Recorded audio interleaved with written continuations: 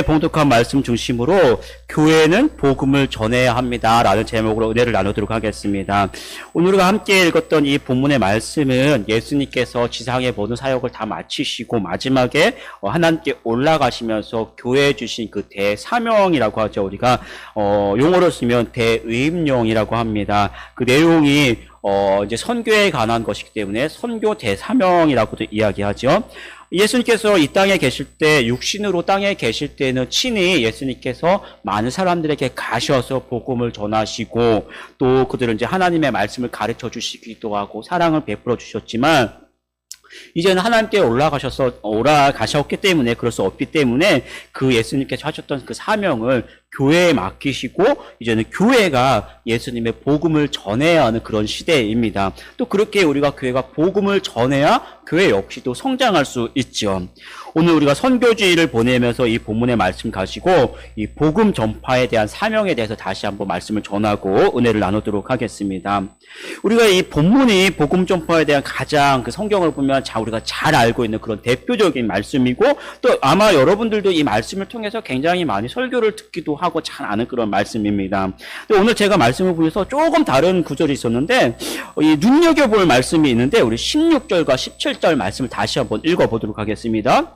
11 제자가 갈릴리에 가서 예수께서 지시한 산에 이르러 예수를 배웠고 경배하나 아직도 의심하는 사람들이 있더라. 우리가 전도나 선교 등의 이 복음 전파에 대해서 본문을 굉장히 잘 알고 본문을 듣는데 그럴 때마다 항상 듣는 말씀이 어느 말씀이냐면 이렇게 시작합니다. 하늘과 땅의 모든 권세를 내게 주셨으니 라고 우리가 그렇게 시작을 해요. 그런데 오늘 우리가 읽었던 이 말씀을 보면요. 그 말씀을 또 우리가 그렇게 들었기 때문에 전도, 선교 당연히 해야지라고 잘 알면서도 어떤 마음속에는 굉장히 한편으로 좀 부담감 그런 것들을 가지고 있습니다.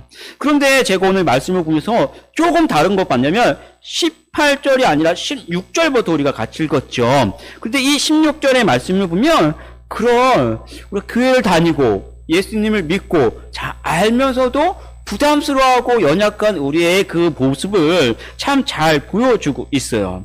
지금 이 말씀을 보면 사람들이 예수님께서 십자가에 죽으셨고 사흘 만에 다시 부활하셨고 또 40일 같이 계시면서 많은 사람들에게 이렇게 같이 보여주셨죠. 사람들이 죽은 예수님이 아니라 부활의 예수님을 다 봤어요. 보고 심지어는 지금 어디에 있습니까? 예수님 하나님께 올라가시면서 마지막 그 모습도 자기들이 다 눈으로 보고 하나님께 뭐라고 합니까? 예수님께 경배도 하는데 그들의 믿음이 얼마나 대단합니까? 경배도 하는데 17절을 뭐라고 합니까? 예수를 배웠고 경배하나 아직도 의심하는 사람들이 있더라. 놀랍죠?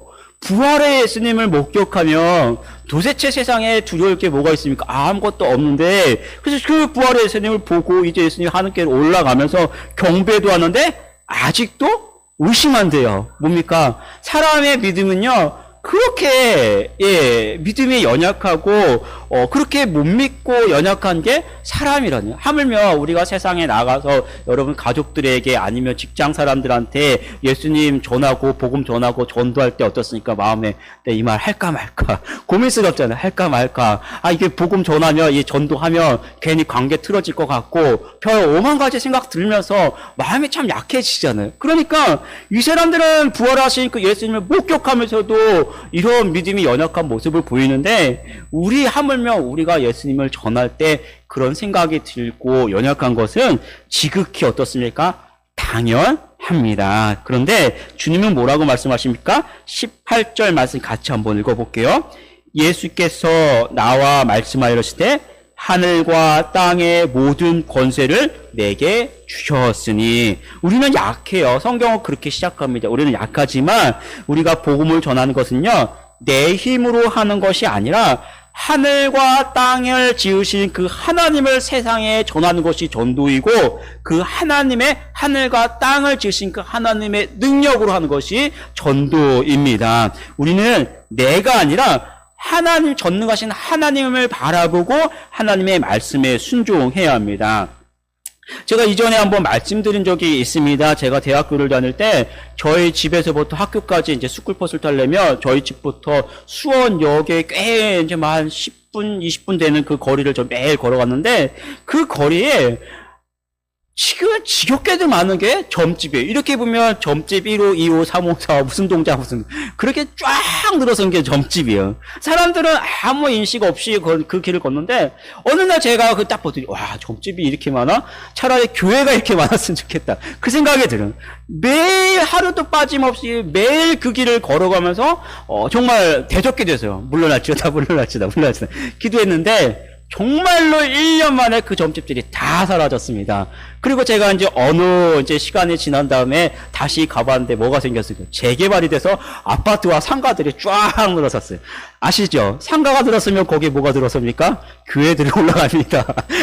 제 기도대로, 예, 정말 그 한 거리가 모든 점집들이 다 사라지고 오히려 교회들이 들어섭니다. 한 번은 이제 교회 옆으로 제가 이사를 갔어요. 이사 왔는데 참 은혜롭죠. 교회에서 가장 가까운 집이 저의 집이었어요. 그것도 의도한 것은 아니었는데. 근데 참 신기하기도 얼마 지나지도 않았는데 저희 옆집으로 무당집이 이사를 왔어요. 퇴근하고 왔는데 아내하고 이제 우리 시원이가 굉장히 쪼금했는데 맨날 여기 무당집 와갖고 깽거리 두들긴다고 봤더니 정말로 깽깽깽깽 시간만 되면 깽깽깽깽 하면서 자기들 그거 하나 봐요.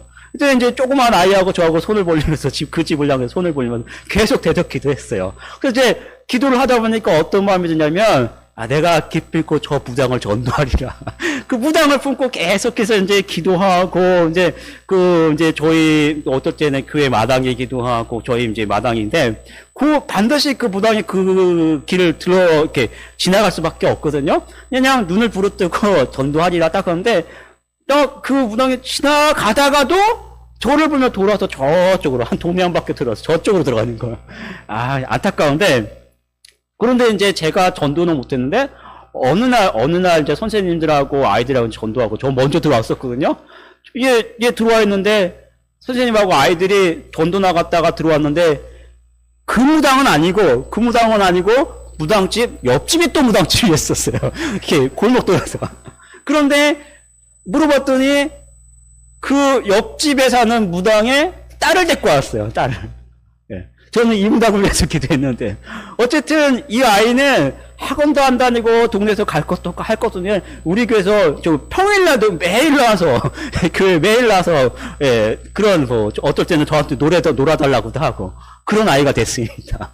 그러니까요 우리가 누구를 품고 전도한다라면 굉장히 마음에 힘들고 잘 안 될 것 같고 하는데 내 생각도 아니고 내 뜻도 아니고 단지 하나님의 말씀에 우리가 순종하고 품고 기도하면 하나님은 하나님의 때에 하나님의 방식대로 그들의 영혼의 그 마음을 열어주시고 반드시 인도해 주십니다.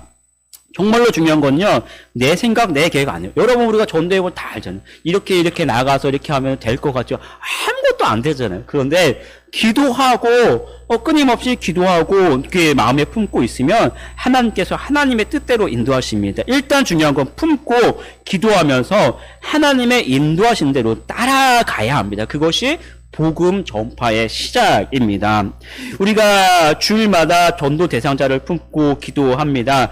올 한 해의 목표가 새 가족 6명, 그 다음에 좀 젊은 가족에 들어왔으면 좋겠잖아요. 젊은 가족, 2가족. 그런데 제가 봤는데 연천이 도대체 이사를 가는 그런 지역이 아니에요. 어디 가서 전도해가지고 2가족을 데리고 오겠습니까? 그냥 마음에 품고 기도할 뿐입니다. 그리고 주일학교가 10명이 채워지도록 지금 같이 기도하고 있는데요. 할렐루야. 오늘까지 주일학교 포함해서 6명이 채워졌습니다. 6명이 채워졌어요. 주일학교 포함해서. 물론 한 명은 아마도 저보다 오래 전부터 우리 교회를 다녔을 거라고 생각했는데 놀랍잖아요. 우리가 어디 가서 전도해서 6명을 채웁니까? 우리의 교회가 주일날 30명 좀 더 나오거든요. 몇 분의 한 5분의 1 됩니까? 이만큼 채워진 거예요. 놀랍지 않아요? 그 가운데 한 반은 또 열심히 나오고 있잖아요. 계속해서 젊은 가족도 저는 욕심입니다. 우리가 물론 나가서 전도해야겠지만 기도하고 있으면 하나님은 정말 우리를 사랑하시기 때문에 우리 교회가 살아있기 때문에 보내주실 줄 믿습니다. 주일학교도 10명으로 채워줄 줄 믿습니다. 제 눈에는요, 제 눈에 맨 처음에 제가 설교하러 왔을 때는 주일학교 1명 있었거든요. 그래서 저희 집에 2명 있으니까 3명 되겠다 시작했는데 벌써 6명, 7명까지 1년 안에 채워졌어요. 감사하잖아요. 1년이 되기 전에 10명 채워줄 줄 믿습니다. 중요한 건요, 우리가 나가서 물론 전도도 해야지만 믿고 하나님 하시는 것을 믿고 같이 기도로 시작하는 거예요. 그러면 어느 날은 눈에 보이게 그렇게 하나님 채워주실 테고 보이지 않도록 계속해서 채워주시는 하나님 역사하십니다. 또 우리가 작을지 몰라도 우리 교회는 벌써 5곳의 선교지를 섬기고 있습니다. 5곳의 선교지를 섬긴다는 것은요, 작은 교회가 아니라는 거예요. 그만큼 우리는 큰 사명을 감당하고 있습니다. 물질로 또 기도로 여러 가지 영적인 그 씨앗을 뿌리면 그렇게 하나님께서 채우실 줄 믿습니다. 오늘 또 선교지를 맞이해서 특별히 여러분 가족과 또 여러분 매일 만나는 이웃들을 품고 함께 기도로 시작하십시오. 그리고 여러분 전도에 또 전도에 모일 때마다 선교사님 위해서 함께 품고 함께 기도해 주시기 바랍니다. 우리가 다양한 모습으로 복음의 씨앗을 뿌리면 반드시 그 뿌려진 씨앗대로 하나님께서 여러분들에게 우리 교회의 영혼의 결실을 거둬들이게 하실 줄 믿습니다. 우리 19절, 20절 말씀 함께 읽도록 하겠습니다.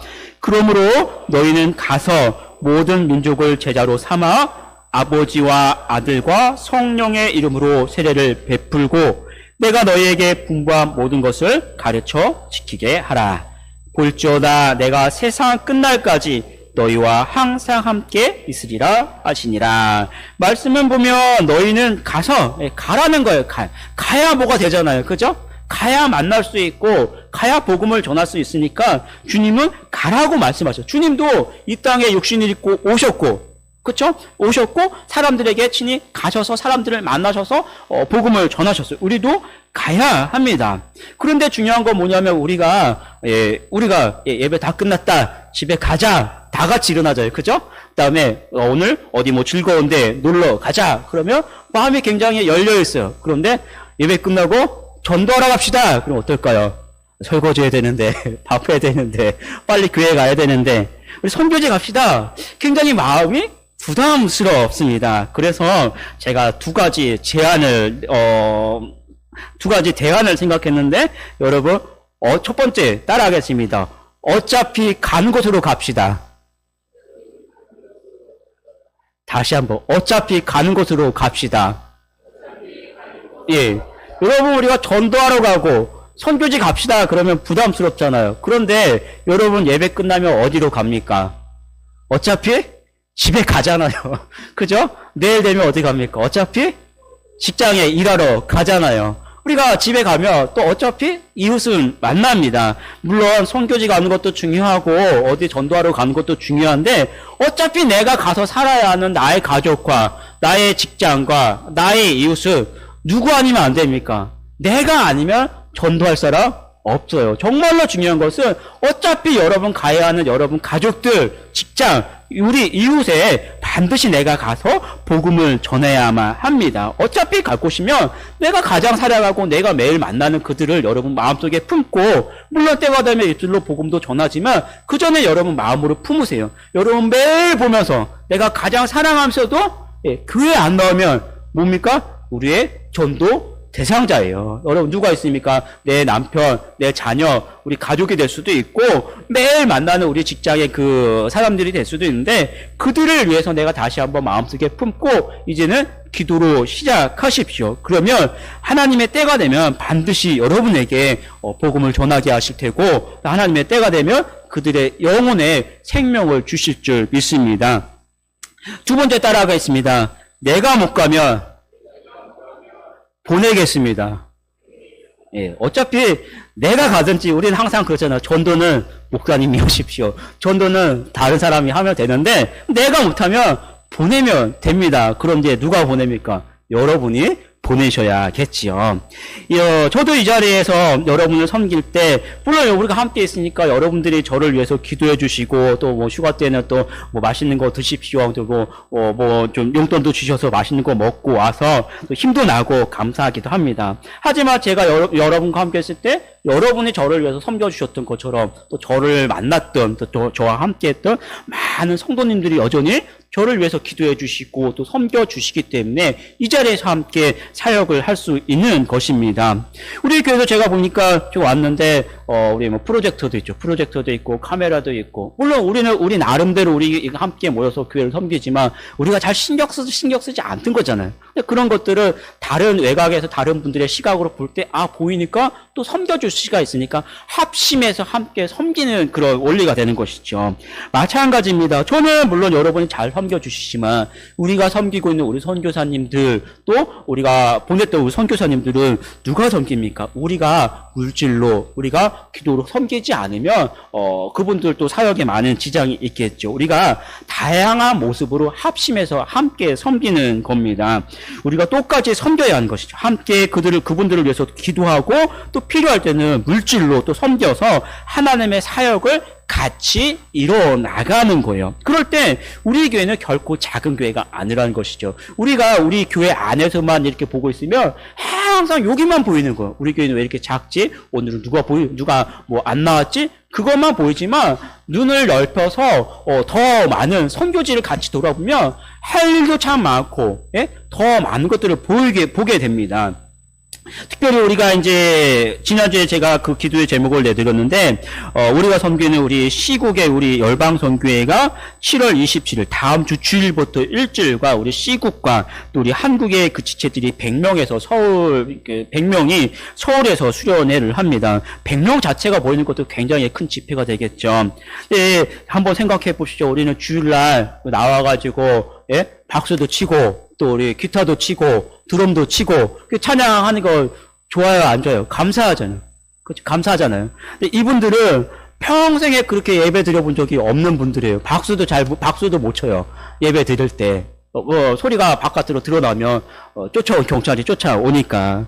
그런 분들이 한국에 오셔서 그렇게 예배 드리는 것 자체만 해도 굉장히 큰 은혜입니다. 제가 이전에 이제 다른 이제 열방선교 말고 다른 곳에서 이제 그렇게 수련회 한 곳에 한번 참가를 해봤는데, 우리는 다 예수님 믿잖아요. 그래도 믿음이 뜨겁지 않든지 이 차이가 있고, 예수님 안 믿는 사람도 교회 나와서 교회에 대해서 다 알아요. 문화를 알잖아요. 근데 이분들은 평생에 하나님이라는 소리 이야기 자체도 들어본 적이 없는 그런 사람이 수련회 와가지고 저랑 같이 수련회를 이렇게 참석을 하는데, 그냥 이 반감이 그냥 가득한 그런 사람들, 그런 분들도 억지로 끌려왔어요. 그런데 중요한 거는 수련회 속에서 같이 찬양하고 기도하고 이 복음의 메시지가 들려지니까 그냥 막 이런 사람이, 예, 같이 수련회 속에서 복음을 듣고 예수님을 영접하고 눈물을 흘리면서 내가 인생을 잘못 살았구나, 예, 고백하더라고요. 그런 귀한 시간입니다. 우리가 이 특별히 일주일 동안 더 많이 여러분들이 우리 열방선교회에서 많이 기도해 주시고, 오늘 말씀드렸죠. 우리가 이제 많은 비용이 필요하잖아요. 이분들에서. 그러니까 특별 헌금 드리는데 함께 동참해 주시기 바랍니다. 그런 모습으로 우리 교회도 함께 섬기지만 우리 선교지와 우리 선교사님들도 위해서 같이 기도해 주시고 섬겨 주시는 우리 성도들이 되길 바랍니다. 19절, 20절 말씀 같이 읽겠습니다. 19절, 20절. 그러므로 너희는 가서 모든 민족을 제자로 삼아 아버지와 아들과 성령의 이름으로 세례를 베풀고 내가 너희에게 분부한 모든 것을 가르쳐 지키게 하라. 볼지어다 내가 세상 끝날까지 너희와 항상 함께 있으리라 하시니라. 여러분, 자녀를 낳으면 어떻습니까? 자녀를 그냥 뚝딱 낳고 그냥 너 알아서 혼자 커라, 그런 사람은 아무도 없잖아요. 자녀를 낳으면 그때부터는, 이제부터는 어떻습니까? 부모로서 먹여주고 키워주고 재워주고 또 공부시켜주고 다 양육의 책임을 다 해야 합니다. 언제까지 할까요? 다 크면, 예, 직장 잡아서 독립하면 알아서 클 것 같잖아요. 그죠? 직장 잡으면 다 클 것 같죠. 그런데 부모는 어떻습니까? 직장 생활 잘하고 있으면 또 뭐라 그래요? 너 결혼은 언제 할래? 또 거기에 대해서 또 신경을 또 쓰기 시작합니다. 이제 둘이 이제 다 커서 결혼까지 하면 알아서 살잖아요. 그런데 또 부모님은 뭐라고 합니까? 너 애기는 언제 낳을래? 또 물어봐요. 애기 낳으면 또 어떻습니까? 애기 낳으면 그때는 상황이 역전돼요. 어떻게 역전됩니까? 애기 낳으면 오히려 애기 데리고 와갖고 맨날 좀 봐달라고 상황이 바뀌게 되는 거예요. 손주도 뭐랍니까? 결혼하고 자녀를 낳으면 같은 부모이기 때문에 그때는 부모가 이제 더 이상 관여하지 않아요. 오히려 자녀들이 애 데리고 와갖고 얘는 맨날 속썩인다, 얘 뭐한다, 뭐 힘들다, 뭐하다 그러면 부모님이 뭐라고 합니까? 오히려 거꾸로 너도 그랬어. 그러잖아. 그러면 상황이 바뀌게 되는 거예요. 전도도 마찬가지예요. 그냥 교회 안 다니는 사람 교회에 물론 데리고 오는 거, 물론 그 과정도 쉽지 않고 참 중요합니다. 그런데 그 사람들을 교회에 데리고 오는 것으로 끝나는 것이 아니라, 그렇게 끝나는 것이 아니라, 그렇게 교회에 데려왔으면, 이제 이분들이 교회에 잘 정착할 수 있도록 또 계속해서 세심하게 돌봐줘야 하고, 또 그들이 이제 하나님의 말씀으로 자라날 수 있도록 계속해서 말씀을 같이 먹이고 신앙생활 할 수 있도록 그렇게 우리가 인도해 줘야 하지요. 오늘날 한국교회 많은 교회들이 뭐라고 표현하냐면 수평 이동이라고요. 안 믿는 사람을 데리고 오는 것이 아니라 그냥 이 교회 저 교회 다니던 사람들이 이사를 하니까 우리 집에 옆에 왔으니까 우리 교회 가져와서 믿는 사람을 자꾸 데리고 와요. 그래서 작은 교회는 자꾸만 작아지고 큰 교회는 자꾸만 크게 커지는 그런 현상들이 벌어집니다. 그런데 우리 교회는 어떻습니까? 그런 거 아직 없어요. 오히려 더 감사하게도 교회 안 다니신 분들은, 교회에 대해서 모르시는 분들이 오셔가지고 자꾸 등록하고, 영접하고, 이런 역사들이 있는 거 참 감사합니다. 얼마나 이런 분들을 기여하고 우리 교회가 정말 죽어있는 교회가 아니라 살아있는 교회라는 걸 다시 한번 보여주는 거예요. 교회가 교회의 기능을 그렇게 감당하는 것이죠. 이분들이 우리 교회에 잘 적응할 수 있도록 우리가 도와줘야 되고 또 그냥 교회만 오는 것이 아니라 예수님 만날 수 있도록 우리가 그들을 위해서 기도해주고 또 그 복음에 대해서 설명해줘야 되고 오늘 말씀처럼 아버지와 아들과 성령의 이름으로 세례를 베풀라라는 이 말씀처럼 우리가 그들에게 세례를 받고 또 신앙을 공부하고 또 말씀대로 신앙에 장성할 수 있도록 하나하나 이끌어줘야 합니다. 그냥 거기서 멈추면 안 돼요. 또 신앙생활 잘 할 수 있도록 같이 이끌어주는. 한 달에 한 번 우리 전도회 모임 하잖아요. 그죠? 전도회 뭐 얼마, 이게 예배 드리고 참 딱딱할 수도 있는데 전도회 모임 그럼 카페도 또 가신다고 회비도 모으고. 그죠? 그럼 이런 것들 하면서 그런 자리에 같이 끌어주고 같이 할 수 있도록 또 이끌어줘야 하고. 오늘 우리 교회는 이제 주일 오후마다 이제 성경대학 진행하고 있는데 아마 여러분들 좀 피곤하고 힘드실 수 있는데 그래도 제가 자꾸 말씀을 먹으려고 노력하고 있는 다양한 상황을 통해서 환경을 통해서 먹으려고 하고 있는데 그냥 설교만 듣지만 우리가 지금까지 설교만 들었지만 이제는 이런 성경 공부나 또 성경 공부에도 참여할 수 있도록 하고 또 말씀을 듣기도 하고 읽기도 하고 다양한 말씀으로 말씀을 먹을 수 있도록 우리가 같이 인도해 줘야 합니다. 말씀을 먹어야 신앙이 성장하는 거예요. 그렇게 할 수 있는 거죠. 이 시대에 교회는 참 많이 있어요. 그런데 돌아보면 그 교회들이 한결같이 큰다, 성장한다라고는 하지만 정말 신앙이 성장하는 것이 아니라 어떤 작은 교회에 다니던 사람들을 끌어모아서 교회 인구만 커가고 있는 것은 신앙이 큰 것은 아니에요. 근데 오늘 성경을 보면요. 빌립보서 1장 8절 말씀을 보면 바울이 이렇게 이야기합니다. 제가 읽어드릴게요. 내가 예수 그리스도의 심장으로 놀랍죠. 예수 그리스도의 심장으로 너희 무리를 얼마나 사모하는지 하나님이 내 증인이시니라.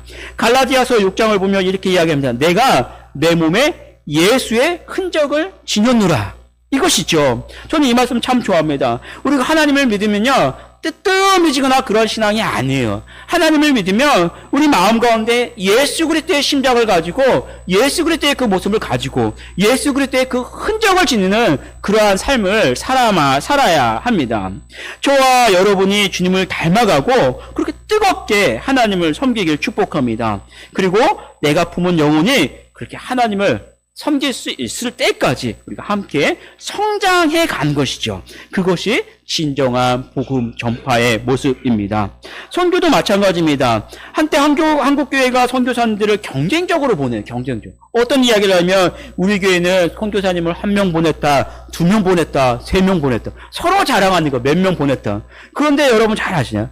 한 선교사님 한 명 보내는 건 엄청나게 힘들거든요. 재정도 많이 필요한데. 그런데 2명, 3명을 막 경쟁적으로 보내고 났으니까 이 조그만 교회가 막 2명 보내요. 그러면 나중에 보내긴 보내. 처음에 뭐 이주비하고 뭐 비행기 비행기 비용 다 보내요. 근데 계속해서 이분들 섬겨야 되거든요. 됩니까? 안 됩니까? 안 되니까 보내긴 보내는데 그 다음에 재정 지원이 없어가지고 선교사님들 가셔가지고 굉장히 힘들어하시고 이런 일들이 너무 많았어요. 또 한편으로는 어떤 교회는 재정은 보냈는데 누가 누군지 모르는 거예요. 우리가 아는 분을 적어도 뭐 6개월, 1년 그렇게 같이 있던 분들을 우리가 보내고 나야 정도 있고 또 관심도 갔는데 그냥 경쟁적으로 보내니까 누가 누군지도 모르고 그냥 물질만 보내거든요. 우리도 살짝 걸리는 게 있긴 있죠. 그런 경우는 너무 많아요. 그런데 우리가 그런 모습이 아니라 전도의 주일에 함께 우리가 같이 교제하고 또 우리 전도 대상자들 같이 나누기도 하고 그 전도의 주일에 모여서 우리 선교사님들 편지 가지고 위해서 같이 기도하기도 하고 또 때로는 시간이 왜 여건이 되면 같이 오셔서 또 우리가 그분들의 이렇게 사역을 같이 듣기도 하면서 관심을 같이 가져줘야 하는 것이죠. 또 필요하면 그분들이 필요한 것들을 위해서 같이 선교 헌금도 같이 하면서 섬기는 것. 그렇게 섬기고 기회가 되면 또 때로는 뭐 여름 방학이나 휴가 때가 되면 우리 요즘 옛날에는 비행기 타는 게 어렵지만 외국에 나가는 게 어렵진 않잖아요. 요즘 우리가 같이 그분들을 찾아뵙기도 하고 오시면 또 인사드리기도 하고 하면서 물심으로 섬기고 관심을 가져야 하죠. 내 가족, 내 이웃은 내가 전도해야 하고 또 전도에 모일 때는 같이 우리 전도를 위해서 같이 기도하고 더 나아가면 선교에도 그렇게 동참하고 다양한 모습으로 복음의 씨앗을 뿌리면 그만큼 하나님께서 여러분에게 복음의 결실을 맺게 해주시고 우리 교회도 그렇게 성장하게 하실 줄 믿습니다. 우리 20절 말씀 같이 읽겠습니다. 20절 내가 너에게 분부한 모든 것을 가르쳐 지키게 하라. 볼지어다 내가 세상 끝날까지 너희와 항상 함께 있으리라 하시니라. 하나님께서 복음을 전하는 자들과 함께 계신다라고 약속하셨습니다. 여호수아가 모세를 이어서 새로운 지도자로 선출되었습니다. 새로운 지도자가 되었죠. 그리고 이제는 이 많은 이스라엘 민족들을 가지고 정복 전쟁을 통해서 가나안 땅에 들어가야 해. 얼마나 두렵습니까? 그럴 때 하나님께서 여호수아에게 말씀하십니다. 우리 1장 5절 말씀 같이 읽어보겠습니다. 내 평생에 너를 능히 대적할 자가 없으리니 내가 모세와 함께 있었던 같이 너와 함께 있을 것입니다. 내가 너를 떠나지 아니하며 버리지 아니하리니. 우리가 두려운 그 상황 속에서는 하나님께서 담대하게 함께 하신다라고 약속하십니다.